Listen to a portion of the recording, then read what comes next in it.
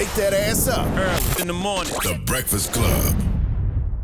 Morning, everybody. It's DJ Envy, Jess Hilarious, Charlamagne the Guy. We are the Breakfast Club.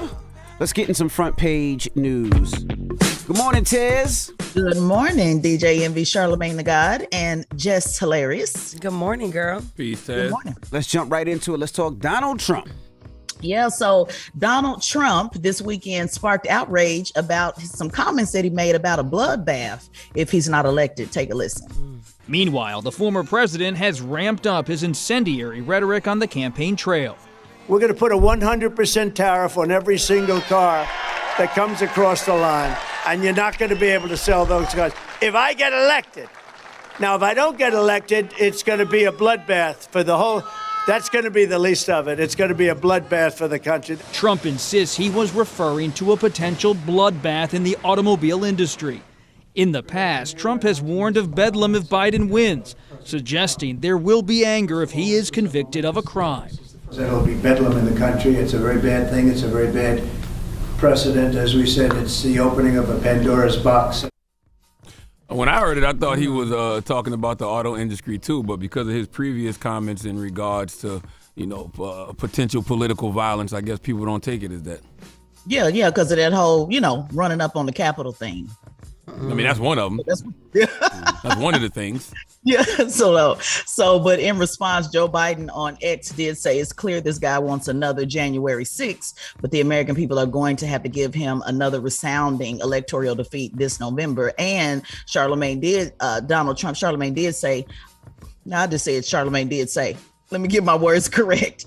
Donald Trump did say, Charlamagne, that he was talking about the automobile industry. He said the fake news media and the Democrat partners in their destruction of our nation pretended to be shocked at my use of the word bloodbath, even though they fully understood that I was simply referring to the imports allowed by crooked Joe Biden, which is killing the automobile industry. I mean, that's what I thought. I mean, to me, this is a prime example of what I mean when I say we as a country focus on the micros, because they spent the last few days discussing these bloodbath comments. Were they in context? Were they out of context? And if you ask me, I felt like they were out of context. But of all the things Trump has actually said, why are they sitting around discussing this? Because when people hear the other things he actually did say in context, folks will believe those things are taken out of context as well. Mm-hmm. Well, let me see if this one's out of context. I want your opinion on this. He said, if you're a Democrat, you hate Israel. Take a listen. Democrats hate Bibi and Netanyahu. I actually think they hate Israel. Yes. I don't think they hate it. I think they hate Israel. When you see those Palestinian marches, even I'm amazed at how many people are in those marches. And guys like Schumer see that, and to him it's votes. I think it's votes more than anything else, because he was always pro-Israel. He's very anti-Israel now. Any Jewish person that votes for Democrats hates their religion, they hate everything about Israel, and they should be ashamed of themselves. I mean, there's nothing out of context about that. That's pretty cut and dry. Yeah, pretty cut and dry. So that's what's going on with him. He also, by the way, he cannot find an insurance company to underwrite his bond to cover his massive judgment. He's went through about 30 different underwriters to back the bond, the $464 million bond. Few insurance companies are willing to put up that type of money. So we're going to have to see what's going to happen with that. We're going to see if they're going to start trying to take his property. So I'll give you more updates. No, Russia or China will bail him out. Yeah, Russia or China will bail him out. Why he'll be there in the morning? Yeah, I do wonder why those bloodbath comments took off the way they did, because, I mean, he said so much wild stuff in September. He said shoplifters should be shot. He said that Mark Milley, the former chairman of the Joint Chiefs of Staff, should be executed. He urged his supporters to go after Tish James, the AG in New York, whose office filed a lawsuit against him for fraud. You just heard him say he warned of bedlam in this country back in January. And also in the same speech, he said migrants are animals and not people. In his opinion, he described the people convicted on January 6th as hostages. Like, there's so much stuff he's actually said that I don't understand why we sitting around discussing, bloodbath comments that may or may not be in context over the last few days. I'm just wondering why those have taken off. Yeah, I thought we did. I thought we did have that audio because you are absolutely right. He did say in that comment, in that same speech, that migrants are coming. But again, they're connecting it to the January 6th. So, just depending on how you want to look at it. Like you said, he was talking about the automobile industry, but, they're going to connect it to whatever they want to connect to, Charlamagne. So that's why. All right. Well, that is front page news. What are we talking next hour, Tez? So next hour, enough to go around for everybody. New York Mayor Eric Adams has been accused of sexual assault from 1993. So we're going to talk about that. And can I just give a quick shout out to Jess? Thank you, Jess, for talking about Black Men Don't Cheat.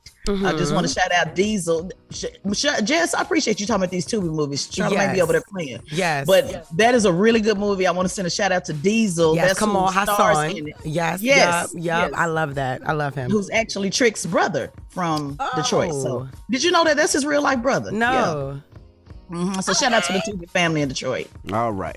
Well, get it off your chest. 800-585-1051. If you need to vent, phone lines are wide open. It's the Breakfast Club. Good morning. Wake that ass up. Early in the morning. The Breakfast Club. Morning, everybody. It's DJ NV, Jess Hilarious, Charlamagne the Guy. We are the Breakfast Club. Let's get in some front page news. Good morning, Tez. Good morning, DJ NV, Jess Hilarious, Charlamagne the Guy. Good morning. Peace, Ed. Well, let's jump right into it. Let's talk about New York City Mayor Eric Adams. Yes, so according to a new lawsuit, a former NYPD aide is suing New York City Mayor Eric Adams, alleging her being sexually assaulted in 1993. Let's go to CBS New York for the report. We're taking another big step towards our vision for New York City. Mayor Adams had no idea this morning when he was announcing new funding for electric school buses that he was about to be hit by a suit from a former colleague that could very well throw him under the bus. A woman who worked with Adams when he was a transit cop filed suit charging the mayor with sexual assault, battery, infliction of emotional distress, gender discrimination, retaliation, and sexual harassment. It stemmed from an incident in 1993 when she says she went to him for help with an employment issue because he was president of the Guardians Association, a black police officers organization. The accusation absolutely did not happen. I don't even recall who this person is. I've never recalled even meeting them.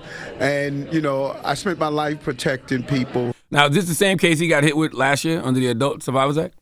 That's exactly it. This was when the Adult Survivors Act, as we know, the governor put that out there for folks to be able to go back and, make accusations or sue folks for stuff in the past. And this was a part of it. She did file that and meet the deadline last year, but this year is where she filled in all of the details. So it gave her some time, to kind of go back and fill in the details. And again, this is from 1993. And just so folks are aware, she was actually working within the police department. So she went to him, asking for, I guess, some type of promotion or she wanted to be able to advance. And that's where she said the sexual assault happened because he basically was saying, either do this or that in order to get some type of promotion. I don't know if she got their promotion or not. We'll have to look at the details, as it continues to unfold. But that's what it was. She was previously denied the promotion. And so she was trying to go for help. She was actually already working within the department. And so this was about her moving up in rank. Well, everybody will get their day in court. I mean, these are just allegations. I know in this era we want allegations to be facts, but they're not. But that's what due process is for. So I'm sure it'll play out in the court of law. I just wonder with cases like that, something that's like 30 years old, I'm sure whatever evidence is how do they prove the evidence? And is it text messages or is it phone calls? It's definitely not no text messages. Yeah, because there were no text messages back then, right? It's really just he said, she said. But right. Yeah, and if folks want to read the details, it is pretty graphic. But basically, Adams offered to drive her home. She said she wanted to talk to him about promotion. He said, I'll drive you home. And then rather than drive her home, he took her to a remote location and allegedly asked for oral sex. And again, he says he doesn't know who this is. The mayor's office also said that this was outrageous allegations, and the events described here will be vindicated in court. So, again, and the mayor's going through a lot, as we know. He's also under investigation for campaign fundraising and corruption with that as well. So he has a lot going on. Right. When is Eric Adams up for re-election? I think he has 2025. Yeah, 2025. 2 more years. 2025. Now let's jump right into Best Buy. Best Buy has huge recalls, huh? Yeah, just quickly, guys, I love giving quick little recalls. If you bought an Insignia air fryer, 250,000 air fryers are being recalled due to fire, burn, and laceration hazards. So I know a lot of folks like air fryers and like your kids doing it because it's something quick. You know, they don't have to worry about. At least I got an air fryer for that reason, so my daughter doesn't have to, risk being burned on the stove. So make sure if you bought that air fryer, take it back. It's being recalled. All right. Jesus. Well, that is front page news. Thank you, Tez. Before Charlamagne, before you tell people to follow me on Instagram and Straight Shot No Chaser, yesterday we did the story on the 32-hour work week. So I went live with the Instagram family. We did about 2 hours of question and answers because there was a lot of misconceptions. We had about over 1,000 people that made comments on that. And I think a lot of people were missing the point that they're being paid 40 hours for working 32. So we broke that down. Charlamagne is going to be on this week's Straight Shot No Chaser. For those that have questions, we dealt with how would it affect small businesses, medium businesses, large corporations that maybe have the profit to cover that loss. And we talked about a lot of things we talked about on the segment yesterday as well. So definitely tap into this week's Straight Shot No Chaser on the Black Effect Podcast Network. And people also have to remember that when it comes to Instagram, those are just clips. Like, the full context of a lot of those conversations are on Breakfast Club, YouTube page. Because I see a lot of times I see people in the comments, talking about things that we absolutely did discuss in the full context of absolutely. The conversation. And they have to remember it's an entire proposal. So it's pages and pages of information. So whether you're watching a 30-second clip or us talk about it for 6 minutes, in the segment, you have to do a little bit more research in order to get the full conversation. But it sparked a great discussion. A lot of folks had a lot of stuff to say, but there were some inconsistencies on some facts. So the Instagram family and I took some time to break it down yesterday. Well, follow at Tez and Figaro on all social media platforms. Subscribe to our podcast, the Straight Shot No Chaser podcast on the Black Effect iHeartRadio Podcast Network. Wake that ass up early in the morning. The Breakfast Club.